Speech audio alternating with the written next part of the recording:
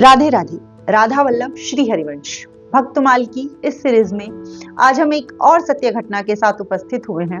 ये जो घटना है, जो चर्चा है, वो निज वृंदावन से ही है। वृंदावन में निधिवन के पास में, ये 4-5 वर्ष पुरानी ही घटना है। निधिवन के पास एक परिवार रहता है जिसमें एक माता पिता, 2 बेटे और 2 बेटी। दोनों बड़ी बेटियों का विवाह हो चुका है और जो बड़ा बेटा है वो सामाजिकता से यदि देखें तो बहुत ही निकृष्ट अवस्था में है। वो कोई ऐसा काम नहीं है जो वो ना करता हो, अर्थात खाना पीना, दोस्तों के साथ गलत संगति करना, सब कुछ उसके साथ, उसकी क्रियाओं में, उसकी दिनचर्या में था। माता पिता, यहाँ तक कि दोनों विवाहित बहनें भी उससे बड़ी परेशान। परिवार में या परिवार के आसपास या कह लें कि वृंदावन में जो उन लोगों को जानते थे, कोई ऐसा नहीं था जो कि उसकी आदत से या उसके बुरे व्यवहार से वाकिफ ना था। माता पिता इतने परेशान थे कि बिहारी जी से बोलते थे कि या तो हमारा जीवन लीला समाप्त कर दो या इसको अपने पास बुला लो। यदि ये सुधर नहीं सकता तो हमें ऐसी संतान नहीं चाहिए। धीरे धीरे समय बढ़ता है और विपिन 27-28 साल के लगभग होते हैं। जब ये 27-28 साल के होते हैं, इनकी संगति, इनकी दोस्त मित्र मंडली तो वैसे ही सही नहीं होती है, किसी को पसंद नहीं होती है। माता पिता से नित्य डांट खाते हैं, नित्य माता पिता परेशान होकर बिहारी जी से इनके लिए बोलते हैं और कहते हैं कि यदि तुम नहीं बदल सकते इसको तो कह दो कि तुम्हारा अस्तित्व ही नहीं है, अर्थात ठाकुर जी का कोई अस्तित्व ही नहीं है। यदि लीला दूसरों के साथ करते हो तो कुछ इसके साथ भी कर दो। इतने परेशान कि अब बिहारी जी को ही दोष देने लगे। कुछ समय ऐसे ही व्यतीत होता है और एक दिन पिन को पता चलता है कि निधिवन में ठाकुर जी की सेवा में कुछ स्वर्ण के आभूषण, कुछ स्वर्ण की चीजें सेवा में आई हैं और कुछ ही दिनों के बाद जन्माष्टमी है, जो कि जन्माष्टमी के रोज उनको धारण कराई जाएगी। अब ये अपने 2 मित्रों के साथ ये योजना बनाते हैं कि निधिवन में जो सामान, स्वर्ण का सामान आया है, जो महंगी सामग्री आई है ठाकुर जी की सेवा में प्रयोग करने के लिए, उसे हम कैसे हासिल कर लें, अर्थात कैसे चोरी कर लें। पहली बार इन्होंने चोरी का विचार भी कर डाला। अब अपने 2 मित्रों के साथ ये निधिवन की दीवार के सहारे खड़े होते हैं और बातें करने लगते हैं। बातें करते हैं कि आज कैसे हम ठाकुर जी का श्रृंगार का स्वर्ण का सामान, कंगन, उनकी मुरली, उनके जितने भी साजो सामान हैं जो बिल्कुल अभी आए हैं, वो कैसे चुरा कर ले आए। ऐसा विचार कर इन्होंने अपनी बाइक निधिवन के किनारे की जो दीवार थी, साइड की जो दीवार थी, उससे लगा दी और वॉल पर उस बाइक के सहारे चढ़ने का प्रयास किया। दोनों मित्रों में जो विपिन थे वो लंबाई में थोड़े से ज्यादा थे, तो तीनों ने ये डिसाइड किया कि वॉल पर विपिन चढ़ेंगे और विपिन वहां से सामान चुरा कर ले आएंगे, क्योंकि जो इनकी लंबाई है वो चोरी करने के लिए, वॉल से कूदने के लिए और वापस आने के लिए सहायता करेगी। तो विपिन ने कहा कि अगर जो मैं अकेला उधर जाऊंगा कूदकर, तो जो चोरी का सामान होगा, जो स्वर्ण का सामान होगा, उसमें मेरा ज्यादा हिस्सा होगा, आधा हिस्सा मेरा और आधा तुम दोनों का। ये डिसाइड हो गया। अब विपिन बाइक के ऊपर चढ़ते हैं और चढ़कर निधिवन की वॉल पर लटक जाते हैं। वो अपने पैर निधिवन के अंदर की तरफ कर लेते हैं। रात्रि का समय था, लगभग 11-12 बज रहे होंगे, जहां कि उस समय बंदर भी वहां पर नहीं रुकते और यदि कोई रुक जाता है निधिवन में तो उसका हर्ष तो सब जग के लोग जानते ही हैं कि वो अपनी स्थिति में ही नहीं रहते, या तो शरीर ही समाप्त हो जाता है, या आंखें समाप्त हो जाती है, या मानसिक स्थिति ही उनकी बिगड़ जाती है। वो फिर जग को कुछ कहने सुनने लायक नहीं रहते। विपिन वहीं के निवासी होते हैं, उसके बाद भी ये सब बातें भूलकर वो निधिवन में प्रभु की चीजों को चुराने के लिए चल देते हैं। अब निधिवन की दीवार पर अंदर की तरफ पैर लटकाकर ये सोच रहे हैं कि मैं कैसे अंदर कूदूं। विपिन ऐसा सोच ही रहे होते हैं कि तभी वो देखते हैं कि एक छोटा सा बालक लताओं पताओं के किनारे बैठा है। इतना सुंदर बालक कि जैसे मोटा मोटा काजल उसकी आंखों में डाला है, गोरा चिट्टा, एकदम प्यारा सा, गोलू मोलू सा। और उसके पास में एक छोटी सी गैया का बछड़ा बैठा है, गैया का बालक। वो भी इतना सुंदर मानो किसी ने अभी अभी दोनों को काजल लगाकर, दोनों को श्रृंगार कराकर बैठाया हो। और वो बछड़ा राधा राधा बोल रहा है। विपिन को यह स्पष्ट दिखाई भी दे रहा है और सुनाई भी दे रहा है। तभी वो देखता है कि वो बालक इतना सुंदर श्रृंगार किए हुए है, उसके पूरे गले में स्वर्ण जड़ित मोतियों की मालाएं हैं, हार हैं, इतना सुंदर श्रृंगार है कि मानो विपिन उस बालक की छवि पर मोहित हो जाता है। तभी गाय को के बछड़े को देखता है तो उसकी छवि पर वो मोहित हो जाता है। बालक और बछड़े को विपिन देख ही रहा होता है। तभी वो जब दोबारा से उस बालक की तरफ देखता है तो बालक वहां नहीं दिखाई देता, सिर्फ बछड़ा दिखाई देता है। इतने में ही विपिन के दोस्त उससे बोलते हैं, क्या हुआ भाई, कूदते क्यों नहीं हो? विपिन कोई आ जाएगा, जल्दी कूदकर जल्दी अपना काम समाप्त करो। विपिन चुप होता है, कुछ नहीं बोलता, फिर गहरी आंखों से देखता ही रहता है। उसकी आंखें उस बच्चे को ढूंढ रही होती हैं, इधर उधर दृष्टि कर रहा होता है, लेकिन वो बालक नहीं दिखता। अभी तो यही था बछड़े के पास, इतनी देर में कहां चला गया? विपिन ऐसे सोच ही रहा होता है और अपनी आंखें इधर से उधर घुमा ही रहा होता है। तभी एक झाड़ी के पीछे से, एक लता के पीछे से वो बालक विपिन को इशारे से ना करता हुआ नजर आता है। अर्थात जैसे वो बालक विपिन को बोल रहा है कि नहीं, कूदना नहीं है, आना नहीं है, ये गलत कृत्य करना नहीं है। विपिन अपने मित्रों से कहता है, नहीं नहीं मैं नहीं कर सकता, और वापस उतरने की कोशिश करता है। विपिन के दोस्त तब उससे कहते हैं, अगर जो तुम ऐसा नहीं करोगे तो हमारी मित्रता आज से समाप्त हो जाएगी। विपिन कहते हैं कि अगर जो मैं कूदता हूं तो तुम्हारी मेरी मित्रता रहेगी, और मैं नहीं करता हूं तो मेरी मित्रता और तुम्हारी मित्रता समाप्त हो जाएगी। तो ऐसी मित्रता का फायदा ही क्या है जो किसी लालच के सौजन्य से उत्पन्न हुई है। दोनों में ये बातें चल ही रही होती हैं, मित्रों में और विपिन में।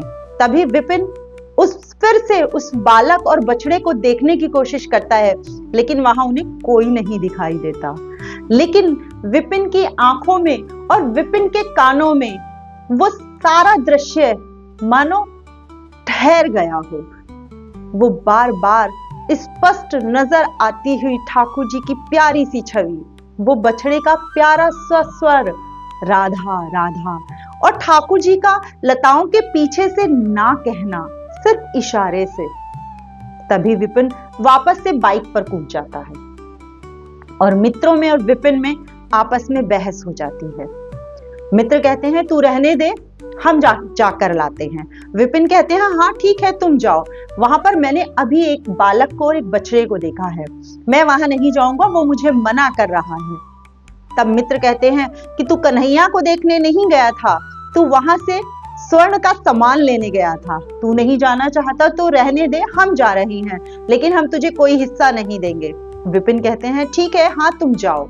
जैसे ही वो मित्र बाइक पर चढ़कर दीवार पर चढ़ने की कोशिश करते हैं तो विपिन देखते हैं कि दीवार इतनी ऊंची हो जाती है। विपिन को ऐसा भाव आता है कि दीवार इतनी ऊंची हो गई है कि उन दोनों मित्रों से चढ़ा ही नहीं जा रहा। तब वो कहते हैं कि हम इस दीवार पर चढ़ नहीं पा रहे हैं, तू कैसे चढ़ा था? विपिन कहता है, अच्छा तो तुम नीचे उतरो, मैं फिर से देखता हूं। और विपिन ये प्रैक्टिकल करने कि यह दीवार वापस से लंबी हो गई है या ये चढ़ना नहीं चाह रहे हैं, फिर से बाइक पे चढ़ता है। और जैसे ही बाइक पे चढ़ता है तो विपिन आसानी से उस दीवार पर चढ़ पाता है। विपिन को ये बात समझ नहीं आती कि जब ये चढ़ रहे हैं तो चढ़ ही नहीं पा रहे हैं, दीवार इतनी ऊंची कैसे हो जा रही है, मैं तो आराम से चढ़ पा रहा हूं। और फिर से विपिन अंदर की तरफ झांकने की कोशिश करते हैं। जैसे ही अंदर की तरफ झांकने की कोशिश करते हैं तो विपिन को दिखता है कि वही बालक जो अभी तक प्यार से, मोहिनी सी छवि से, प्यारा सा, जिसने काजल लगाया है, जिसकी सुंदर सी छवि है, मनमोहक सी छवि है, जो उसे हाथों से इनकार कर रही थी कि इधर मत आओ, ऐसा मत करो, वही छवि अभी क्रोध में भरी हुई नजर आती है, मानो उसको डांट कर, उसको एक विकराल रूप दिखाकर डरा रही है कि इधर मत आओ, ये साहस मत करो। विपिन फिर से घबरा जाता है और वापस आने की कोशिश करता है और तभी विपिन गिर जाता है। अब की बार विपिन अपने आप से नहीं उतरा, उस छवि के भय से, उस कन्हैया के, उस बालक के भय से, उसके एक तीखे स्वरूप से, उसकी एक तीखी छवि से डरकर गिरता है बाइक के ऊपर और अब कहता है कि ठीक है, तुम्हारी और मेरी दोस्ती रहे या ना रहे, लेकिन मैं अब ये काम नहीं करूंगा, अब मैं ये कभी कदापि नहीं करूंगा। विपिन ने उस दिन भी ड्रिंक की होती है। ये सारा खेल उस अवस्था में होता है जो आदि चेतन और आदि अचेतन की अवस्था कही जाती है। विपिन उस अवस्था में घर आ जाता है, माता पिता दरवाजा खोलते हैं और उससे कुछ पूछने की कोशिश करते हैं। विपिन कुछ बताने की कोशिश तो करता है, लेकिन उसकी स्थिति ऐसी नहीं होती कि माता पिता उसकी बात माने और वो बात बता पाए। तब वो माता पिता से कहता है, जो भी बताना होगा मैं सुबह बताऊंगा, और अपने कमरे में जाकर सो जाता है। जब सुबह ब्रह्म मुहूर्त होती है तो वो एकदम ठीक अच्छी अवस्था में उठता है और अपने माता पिता के चरण छूता है। माता पिता को आश्चर्य होता है कि आज इसे क्या हो गया है, ये तो कभी अपने होश में नहीं रहता और आज हमारे पैर छू रहा है। पैर छूता है और कहता है, क्या आप मेरे साथ मंदिर चलेंगे, क्या आप मेरे साथ निधिवन चलेंगे? माता पिता कहते हैं, हाँ हाँ, क्यों नहीं। वो माता पिता और अपने छोटे भाई के साथ निधिवन जाता है। माता पिता को अच्छा तो लगता है, लेकिन उन्हें समझ नहीं आता कि जो बालक कभी अपने होश में नहीं रहता, जो बालक कभी हमारी बात नहीं सुनता, जिसे ठाकुर जी भी नहीं सुधार पाए, वो आज मंदिर जाने की बात कर रहा है, वो आज निधिवन में जाने की बात कर रहा है। लेकिन चले जाते हैं, आश्चर्य में ही सही। जब वो वहां पहुंचते हैं तो देखते हैं कि विपिन उस जगह नहीं जाते जहां दर्शन होते हैं। विपिन वहां जाते हैं जहां पर कि उन्हें उस लता के किनारे एक बछड़ा और एक बालक दिखता है। माता पिता कहते हैं कि दर्शन का स्थान इधर नहीं है, इधर दूसरी साइड है। तो विपिन कहते हैं, आप चलिए, मैं आता हूं, मुझे किसी से मिलना है, मुझे कुछ देखना है। माता पिता कहते हैं ठीक है, क्योंकि वैसे भी विपिन कभी किसी की सुनते तो थे नहीं। अब विपिन उस स्थान पर पहुंचते हैं जहां की उस लता के पास उन्होंने एक बछड़े को और एक सुंदर से बालक को देखा होता है। वो देखना चाहते हैं कि क्या सच में उन्होंने जो रात महसूस किया, जो देखा, वो सच था या कोई भ्रम। जब वो वहां जाकर देखते हैं तो देखते क्या है कि उस स्थान पर, उस माटी में बछड़े के पैरों के चिन्ह होते हैं, एक बालक के पैरों के चिन्ह होते हैं।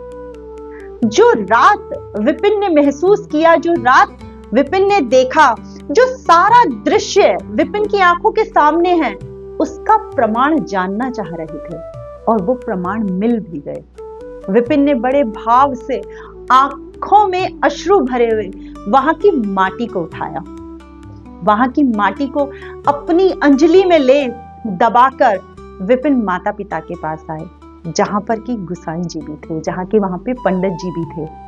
सब विपिन के बारे में जानते थे। तो सबने कहा, तुम्हारे हाथ में क्या है, क्या चुरा कर लाए हो, कहीं कुछ किसी का गिरा हुआ मिला है क्या तुम्हें?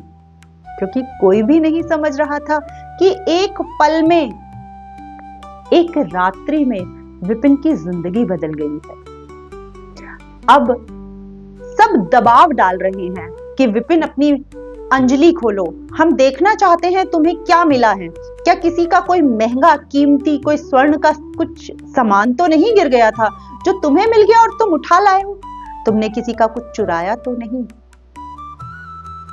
तब विपिन कहते हैं कि नहीं नहीं, मैंने किसी का नहीं चुराया, मुझे कुछ नहीं मिला, मैं वहां से कुछ रज लेकर आया हूं। लेकिन कोई विपिन की बात नहीं मानता। पिता उसकी अंजलि पर कोई हैवी चीज देकर मारते हैं ताकि वो अपनी अंजलि खोल दे। विपिन तब भी नहीं खोलते। तब जब सब लोग बोलते हैं, पंडित जी बोलते हैं, माता पिता बोलते हैं, छोटा भाई भी बोलता है कि भाई दिखा देना, तब विपिन कहते हैं तो ठीक है, कोई साफ लाल कपड़ा मेरे पास दे दो, मेरे सामने बिछा दो, मैं अपनी अंजलि का सामान, अपनी अंजलि की रज उस पर रखना चाहता हूं, ऐसे तो नहीं रखूंगा।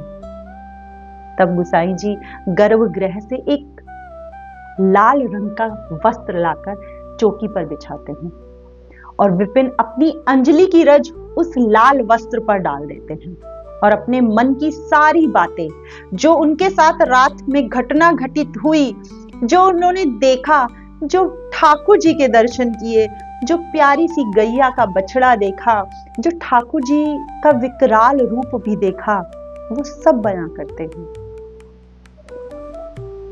सब ध्यान से भाव से विपिन की बातों को सुनते हैं और ठाकुर जी की लीला का गुणगान करते हैं। तब विपिन अपने माता पिता के साथ वापस उस रज को लेकर अपने माता पिता के साथ घर वापस जाते हैं और माता पिता से कहते हैं कि मैं पढ़ा लिखा हूं, अब मैं कोई ऐसा काम नहीं करूंगा जो कि आपको शर्मिंदगी हो या मेरे कान्हा को फिर से मुझे विकराल रूप दिखाना पड़े। मैं कोई नौकरी करूंगा, मैं कोई व्यवसाय करूंगा। माता पिता को बड़ा अच्छा लगता है और ठाकुर जी का धन्यवाद करते हैं। आज विपिन वर्तमान में विदेश में जॉब करते हैं और वर्ष में एक बार जन्माष्टमी पे या जन्माष्टमी के आसपास वहां से आने का पूरा प्रयास करते हैं और आते हैं। जितना सेवा ठाकुर जी की हो सकती है वो करते हैं।